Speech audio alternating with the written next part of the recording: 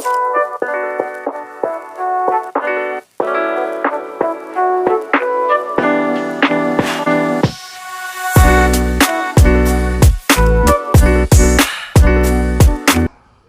issues have no place in a school.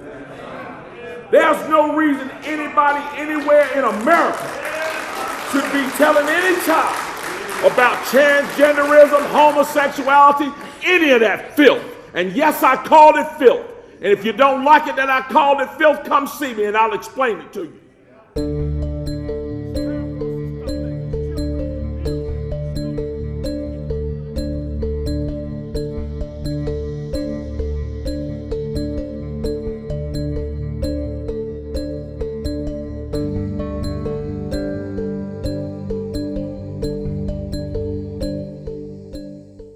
It is flat out child abuse. Take your children and tell them they have to attend school. Don't have a choice. And then some of them will tell them they don't want you to have a choice where they go to school. You have to send your children here to school. Then when they get there, what do they teach them? Teach them a bunch of stuff about how to hate America. Teach them a bunch of stuff about why they're racist. Teach them a bunch of stuff about transgenderism and homosexuality.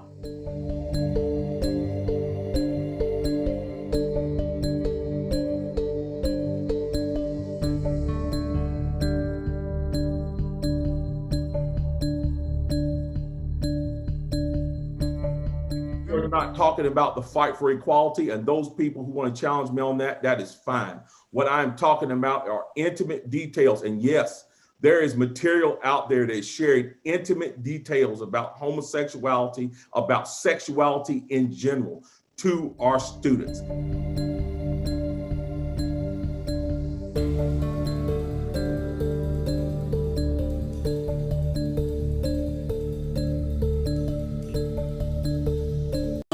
And being out nearly always requires a kind of strength that over time can be very difficult to sustain, especially when you've been hurt.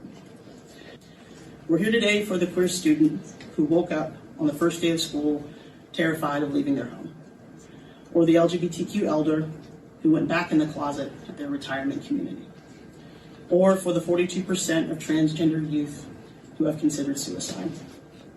I hope too, though, that we're here for the neighbor and the teacher and the friend who don't yet understand that they can play a very active role in making LGBTQ folks around them feel safer. For all of those people, and for so many more, I want to say the last week has been hard. There were hard weeks before, and there will be hard weeks to come, but there are more people here who are standing with you than against you. More relevant, perhaps, to this press conference, I think we can make things better and safer through our public discourse. Our words carry weight. Capable leaders understand that.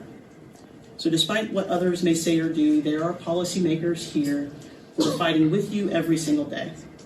You have community here and wherever you are. And if you're having trouble finding them, just call me.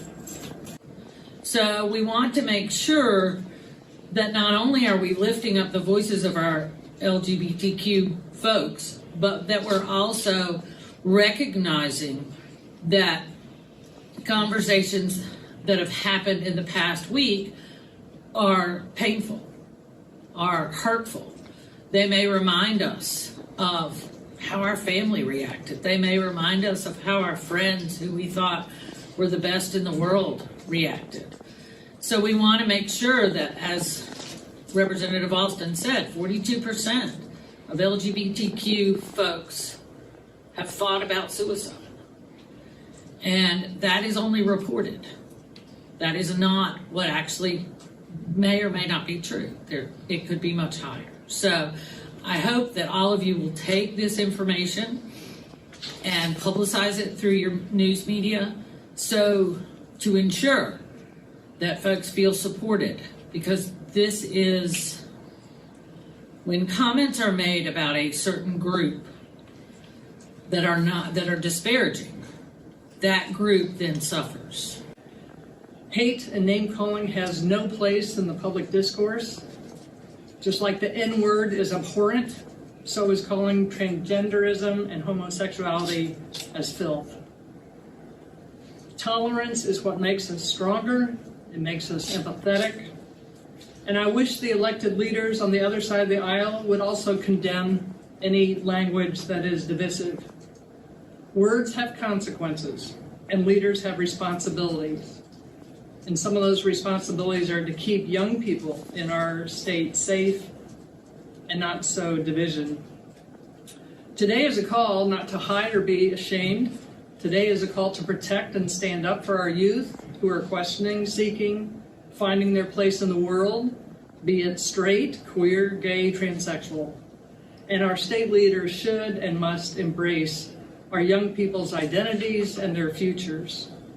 You could say that this is the Lieutenant Governor tripling down on his comments that he said today have been twisted. This was a heated Mark Robinson coming out here today to clarify what he said and what he referred to as filth as being specific reading materials, not any one person or group. But that is not how it has been received by the LGBTQ community. A group of Democratic state lawmakers calling a press conference earlier today at the General Assembly, blasting Robinson for what he said in that speech at a church back in June. The video recently surfacing. Robinson says he was referring to sexually charged materials being presented to students when he said, quote, "There's no reason anybody anywhere in America should be telling any child about transgenderism, homosexuality, any of that filth." Representative Allison Dahl of Wake County says Robinson was targeting people, and she's concerned for the mental health of the LGBTQ community. Hearing someone in a position of power say what he did, Robinson, who showed examples of racist and threatening emails and voicemails he says his office has received in recent days, was adamant he is not spreading a message of hate, but fighting to remove what he called child pornography from schools. That these kind of comments really hit home. They hurt. You know, if you are not, I happen to live in a wonderfully supportive world. I have created a wonderful world of support. My mother, my family, everybody is really supportive. But if you don't live in that kind of supported world, who do you turn to? How do you discuss this with somebody? That's always been the argument, that whoever stands up to this type of stuff, we're spreading hate and violence. I would submit to you that I'm the one that's under attack right now with threats of violence. I'm not the bad guy, folks. I'm the guy that's trying to get pornography out of our schools. Now, Lieutenant Governor Mark Robinson is the highest ranking Republican in North Carolina. Until just about 30 minutes ago, the GOP had remained silent on this issue. House Speaker Tim Moore just responded to my request for comment, issuing a statement that says, in part, "I agree with the Lieutenant Governor that it is inappropriate for our children to be exposed to sexually explicit images and reading materials provided by our schools." The Lieutenant Governor has clarified his statements and has said plainly that he was describing this reading material, not any person or community, in his remarks. Moore went on to call the racist messages that Robinson has received as shameful and abhorrent. We are live in Raleigh. Andrea Blanford, ABC 11. How's everybody doing? Hope everybody's fine. All right, let me make this statement. And I've made this statement several times, and I'm going to make this statement again. I'm going to make it plain. This issue here that's being driven, this narrative that's being driven that I have something against the LGBTQ plus community is absolutely false. Look, this is the United States of America. This is not a theocracy. I do not have the right to tell anyone how they live their personal lives. In fact, I am in favor of people being able to determine how they live in their own space and being safe in their own space and being secure in their own persons. And I will fight every day as Lieutenant Governor to make sure that people's constitutional rights, both state and federal, are protected, even if I disagree with those lifestyles on a personal or spiritual level. That's not my job as Lieutenant Governor. It is to protect people's rights, and I will do that every day that I'm in this office. Now, that being said, this issue has been twisted into something it is not about. What this issue is about for me, and always has been, is this. When I stood in that pulpit on that Sunday and referred to filth, I was not talking about any person. I was talking about materials that are being presented to our children that are absolutely inappropriate. These materials do not belong in our schools, not in the classroom, not in the hallways, not in our libraries. And I challenge anyone. I challenge Jeff Jackson. I challenge Roy Cooper. I challenge Attorney General Josh Stein, who should be looking at this issue because this is a legal issue. You can look at this and clearly see that this is quite possibly and probably is child pornography being presented to our children. Attorney General Stein should be looking at this. And I challenge the White House. None of those entities, the only entity that has been saying anything about this type of material being presented to minors in this state is this office. We have been called liars. We have been told we have misrepresented this issue. This is what we're talking about here, folks. This is the filth that we're talking about. We're not calling any person filth. We're not calling anyone anything less than human. We're talking about materials, inappropriate materials that are being presented to our children. And we're talking about those politicians who have demonized me because I'm trying to get this out of our classrooms. I challenge anyone out here to look at this and say that you want your child to look at it or be forced to look at it in a classroom. This is not the only example of these things either. Many of those things we brought up in our task force. We mentioned many of these books. And when we mentioned those books, we were largely ignored by members of the press. We were ignored by members of the General Assembly. And now all of a sudden, people want to accuse me of being the person who's the bad guy. I'm not the bad guy, folks. I'm the guy that's trying to get pornography out of our schools. And so, all of this is centered around this question of whether or not I hate people. I challenge any of you to ever see where I've ever said I hate anyone, where I've ever threatened violence against anyone, where I've ever threatened anyone's children or grandchildren. I challenge any of you to do that. But I'm going to show you some stuff. You know, the Attorney General of the United States has called out the FBI on parents that are going down and voicing their concerns to school board members. He's called them out on them. Well, Attorney General Stein, Attorney General Merrick, I challenge you to call them out on comments like this. And I'll just leave it right here. You just take a good look at it. These are the type of messages that we're receiving in our office. Hateful messages that we're receiving from people because we're standing up against child pornography in our schools. And this is not all. This is just one of many. If we're going to attack people who are going down to the school board meetings expressing their opinions about what's being forced on our children, I think we're going to take a good look at this and the other messages that we've received since this thing has broken loose. You know, somebody asked me about the definition of hate speech, and I told them I'm familiar with that. I get it all the time because of my political and religious beliefs.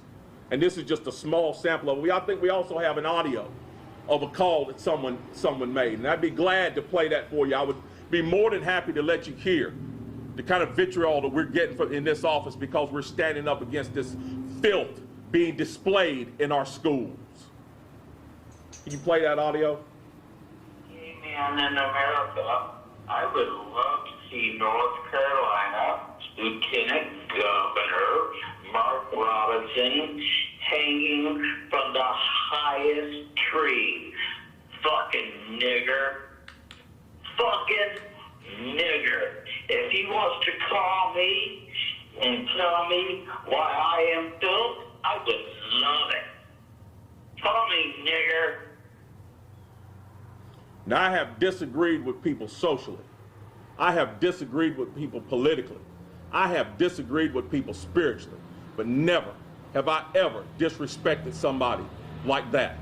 That's the kind of language that we're receiving in this office from people who call us vile, hateful people. The language that I use to describe the filth that you saw in those pictures is appropriate by North Carolina standards. By the law, it's appropriate. So guys, the message I'm going to leave you with is this. We are not resigning, and not only are we not resigning, we are not going to stop until the schools in North Carolina are safe from this kind of filth. We're going to keep fighting to make sure that North Carolina schools are safe and free from this. Thank y'all very much, and we'll take a few questions. Lieutenant Governor, yes. You mentioned that these are examples of books that have been on display in classrooms in North Carolina. We've checked with Wake County schools, Durham County schools. They say this is not part of curriculum. It is not being taught in classrooms. there are some books that are available in libraries. Is that what you're referring to? Because you're being very clear to say that it's being taught in schools, and these districts say that it is not. We are saying it's being presented. It doesn't matter if it's in one school, in one county, it's too much. This is too much. And it's far more than one county, and we have received reports that some of the stuff that we have mentioned has been presented in the classroom, but whether it's the classroom, the library, or teachers are just passing out in the hallway, it is unacceptable. Lieutenant Governor Robinson, Yes. A video today surfaced of you speaking at the Upper Room Church in Raleigh in August. You said, if there's a movement in this country that is demonic and is full of the spirit of the Antichrist, it is the transgender movement. How is that not negative about transgender? Look, my spiritual beliefs about transgenderism and homosexuality is completely separate from this office, and I can keep it separate from this office. And that is not the issue that we're talking about here. We are talking about this type of filth being spread in our classrooms and being spread to our children. Again, I'm going to state this to you again. My personal beliefs and spiritual beliefs about homosexuality are not pertinent. I will fight for folks' rights to be secure in their persons every day that I'm in this office, but we will not allow it to be spread to classrooms and to children. Yes. But how can that possibly be? You don't stop being the lieutenant governor when you walk out of the door here. You are who you are, no matter where you're talking. And you were introduced with your title at church. When I make moves to stifle people's rights in this state, no matter who they may be, then you can come and see me then. Till I make moves to stifle people's rights in this state, the way the governor stifled my right to go to church, come and see me. The transgender community saying that they've seen violence and harassment increase in schools since your comments surfaced last week. How do you respond to that? I'm not going to respond to that at all, because that's always been the argument that whoever stands up to this type of stuff, we're spreading hate and violence. I would submit to you that I'm the one that's under attack right now with threats of violence. Lieutenant Governor, if you're going to call this filth, obviously this is homosexuality or what have you. Yes. Heterosexuality, I don't know where Absolutely. you stand on that. So I guess my question would be this. Are Yes. you going to call for the removal of sex education in all schools in North Carolina? Not. Go ahead. Not biological. When we're talking about biology, I'm all for it. But when we're talking about things of this nature, whether it be heterosexual, homosexual, it doesn't matter. This type of stuff doesn't need to be displayed in our so schools. if this was a man and a woman or what have you? It would not matter if it was male, female, female, female. Any type of highly sexual material of this nature does not need to be spread to children. Lieutenant Governor, you sit on the school board for the state. What are you doing to get this out of the classrooms and state? That's about all I can do on the school board right now is speak against it, and we have spoken against it. And we're going to continue to speak against it no matter who says anything about it. I'll take one more question. Yes, sir. Brian Anderson, PAP. I had a couple of questions for you. Just with regard to some of you pointed that people pointed this one comment, but you can look back to 2016. You criticized a National Geographic magazine. In 2017, you wrote, "You cannot love God and support the homosexual agenda." You accused parents of having mentally raped their transgender children. I guess what I'm asking is, do you stand by all of these comments? And how can a member of the LGBTQ community have faith in your ability to govern, given this isn't just one comment, this is a pattern of comments? Okay, here it is. Again, I think I answered this question when I talked to this young lady. When I violate your rights as lieutenant governor, like the governor of this state violated our rights when he told us we could not go to church, then come and see me. Till then, Facebook posts, I don't want to talk about Facebook posts right now, because I can go back and I can see where some members of our at the federal level have encouraged actual violence against people. So let's just drop the whole Facebook thing and let's talk about the subject matter at hand. There are people in this state, in their official capacity as caretakers of our children, who have introduced this. Let's keep it on point here. Is this filth or is this filth because it's in the schools? This, to me personally, this is filth. It makes it doubly filthy when you present it to children. Because it's two men and not a man and a woman. Because it's highly sexual material that's inappropriate for me, and it's inappropriate for any child. Personally, do you have any beef with the LGBT community? I know you mentioned differences in spirituality. sexuality? Absolutely not. Absolutely not.